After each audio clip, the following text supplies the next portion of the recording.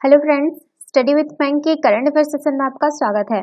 ये current affair SSC, banking, railway, state PCS, CDS, CAPF, NDA और other competitive exam आदि में सहायक होंगे। आज की डेट है 16 जनवरी 2021। तो चलिए आज का करंट अफेयर शुरू करते हैं। आज का पहला प्रश्न है, भारतीय सेना दिवस निम्न में से किस दिन मनाया जाता है? ऑप्शन ए 15 जनवरी, ऑप्शन बी 10 मार्च, ऑप्शन सी 20 अगस्त, ऑप्शन डी 12 मई। देखिए, फील्ड मार्शल एम करियप्पा के सम्मान में हर साल जो है आपका 15 जनवरी को सेना दिवस मनाया जाता है। करियप्पा भारतीय सेना के पहले कमांडर इन चीफ थे, जिन्होंने जो है 15 जनवरी 1949 में सर फ्रांसिस बूचर से प्रभार लिया था। यह मौका भारतीय सेना के लिए एक बहुत ही अहम था, इसलिए भारत में जो है प्रत्येक साल इस दिन को सेना दिवस के रूप में मनाने का फैसला किया गया तथा तब से अब तक यह परंपरा चली आ रही है। तो इसका सही आंसर होगा ऑप्शन ए 15 जनवरी। चलिए नेक्स्ट क्वेश्चन पे चलते हैं।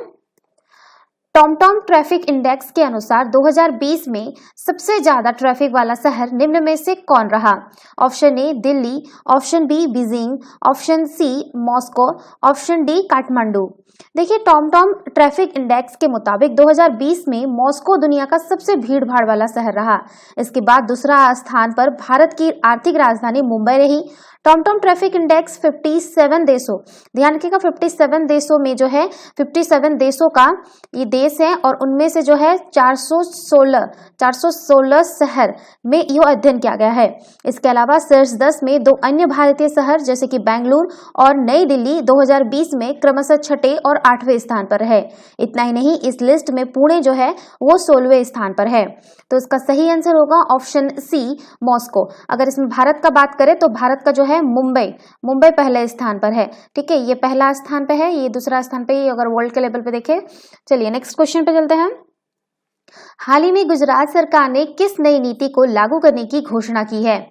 ऑप्शन ए नई ऊर्जा नीति, ऑप्शन बी नई औद्योगिक नीति, ऑप्शन सी नई शिक्षा नीति, ऑप्शन डी नई पर्यटन नीति। देखिए, गुजरात सरकार ने राज्य की नई पर्यटन नीति 2021 की घोषणा की है। गुजरात के मुख्यमंत्री विजय रूपाणी ने वैश्विक विकास के रोल मॉडल बने गुजरात को पर्यटन के लिए वैश्विक पसंद के तौर पर विश्व पर्यटन मानचित्र में स्थापित करने के उद्देश्य से के साथ ही राज्य की नई पर्यटन नीति घोषित की है। यह नीति 31 मार्च 2025 तक लागू रहेगी। यह नीति पर्यटन के क्षेत्र में ईज ऑफ डूइंग बिजनेस यानी कारोबारी सुगमता को भी बढ़ावा देगा। तो इसका सही आंसर होगा ऑप्शन डी नई पर्यटन नीति। चलिए नेक्स्ट क्वेश्चन पे चलते हैं। हाल ही में भारत सरकार ने किस देश में मनीष चौहान को नया राजदूत नियुक्त किया है? Option A Cheen, option B Purtagal, option C Japan, option D Roos. देखिए, भारत सरकार ने पुर्तगाल में मनीष चौहान को नया राजदूत नियुक्त किया है। विदेश मंत्रालय के अनुसार भारतीय विदेश सेवा के 1994 बैच के अधिकारी मनीष चौहान जो है इससे पहले मंत्रालय में संयुक्त पद पर कार्यरत थे। तो इसका सही आंसर होगा ऑप्शन बी पुर्तगाल। चलिए नेक्स्ट क्वेश्चन पे चलते हैं। फिच रेटिंग्स ने अगले वित्त वर्ष 2021-22 में देश की आर्थिक वृद्धि दर में कितने प्रतिशत विस्तार का अनुमान जताया। Option A 15%, option B 13%, option C 11%, option D 14%। देखिए, फिच रेटिंग्स ने अगले वित्त वर्ष 2021-22 में देश की आर्थिक वृद्धि दर में 11% विस्तार का अनुमान जताया है, जबकि चालू वित्त वर्ष अप्रैल 2020 से मार्च 2021 के बीच जो है आपका 9.4% की गिरावट का अनुमान है। फिच रेटिंग ने कहा है कि भारत की अर्थव्यवस्था में नरमी आना कोविड-19 महामारी के पहले से शुरू हो गया था।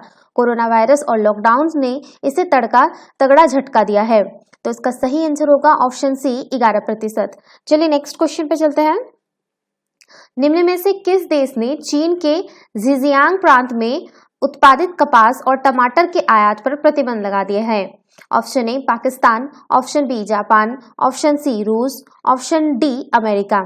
देखिए, अमेरिका ने जो है चीन के झिंजियांग प्रांत में उत्पादित कपास और टमाटर के आयात पर प्रतिबंध लगा दिया है।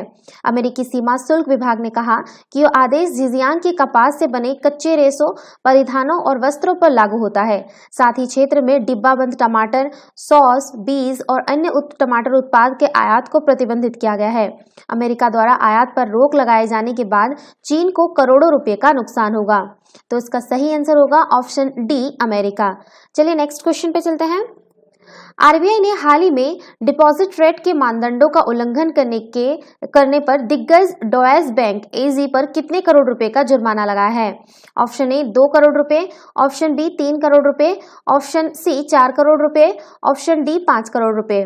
देखिए, भारतीय रिजर्व बैंक ने हाल ही में डिपॉजिट रेट के मानदंडों का उल्लंघन करने पर दिग्गज डॉयश बैंक एजी पर 2 करोड़ रुपए का जुर्माना लगाया है।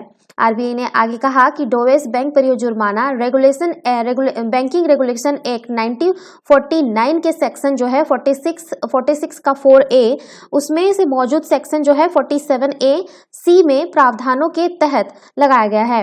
आरबीआई ने स्पष्ट किया कि यह कार्रवाई नियामक अनुपालन में कर्मचारियों पर आधारित है और बैंक द्वारा अपने ग्राहकों के साथ किए गए किसी भी लेन देन या समझौते की वैधता का उच्चारण करने के लिए नहीं है। तो इसका सही आंसर होगा ऑप्शन ए, 2 करोड़ रुपए। चलिए नेक्स्ट क्वेश्चन पे चलते हैं।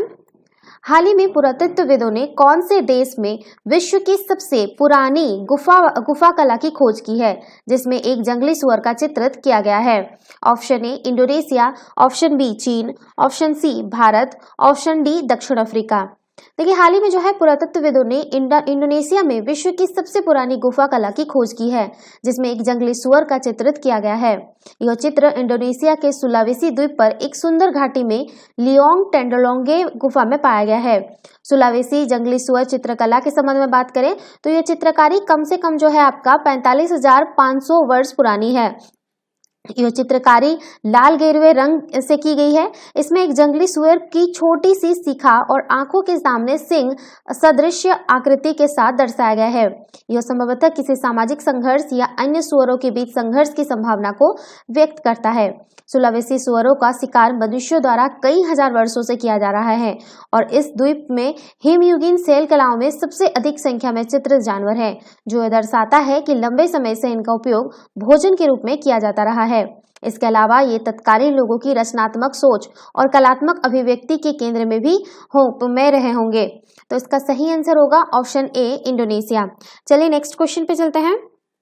हाल ही में केंद्रीय अल्पसंख्यक कार्य मंत्रालय ने कौन से केंद्र शासित प्रदेश में सभी वक्फ संपत्तियों की जियो टैगिंग करने का निर्णय लिया है? ऑप्शन ए जम्मू और Kashmir, option B Ladakh, option C Lakshadweep, option D Puducherry.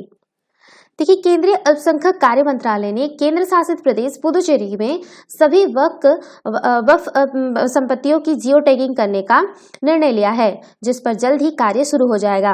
इस निर्णय का प्राथमिक उद्देश्य केंद्र शासित प्रदेश में वक्फ संपत्तियों के अवैध अतिक्रमण को रोकना है।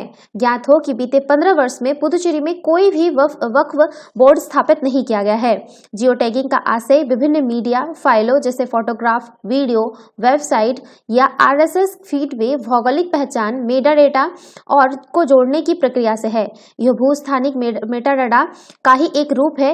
इस डेटा में प्राय अक्षांश और देशांतर निर्देशांक शामिल होते हैं। हालांकि इसमें ऊंचाई और स्थान आदि को भी शामिल किया जाता है। वही वक्फ धार्मिक और धर्मार्थ उद्देश्यों के लिए ईश्वर के नाम पर दी गई संपत्ति होती है। कानून के अनुसार इस्लाम धर्म को मानने वाले किसी व्यक्ति द्वारा धार्मिक अथवा धर्मार्थ उद्देश्यों के लिए स्थायी रूप से दान की गई कोई भी चल अथवा अचल संपत्ति वक्फ संपत्ति होती है। भारत में वक्फ संपत्ति के वक्फ अधिनियम 1995 द्वारा शासित किया गया है। तो इसका सही आंसर होगा ऑप्शन डी, पुदुचेरी। चलिए नेक्स्ट क्वेश्चन पे चलते हैं। भारतीय मौसम विज्ञान विभाग की स्थापना किस वर्ष हुई थी? Option A 1835, option B 1875, option C 1955, option D 1969। देखिए, भारत मौसम विज्ञान विभाग ने जो है आपका 15 जनवरी ये ध्यान रखिएगा 15 जनवरी को जो है, इसी 15 जनवरी को 2021 को अपना जो है अपना 145वां स्थापना दिवस मनाया है, स्थापना दिवस मनाया। और भारत मौसम विज्ञान विभाग की स्थापना जो है आपका 1875 में ब्रिटिश भारत में की गई थी। यह मौसम विज्ञान और एवं संबंध विषयों से संबंधित सभी मामलों की एक प्रमुख सरकारी एजेंसी है।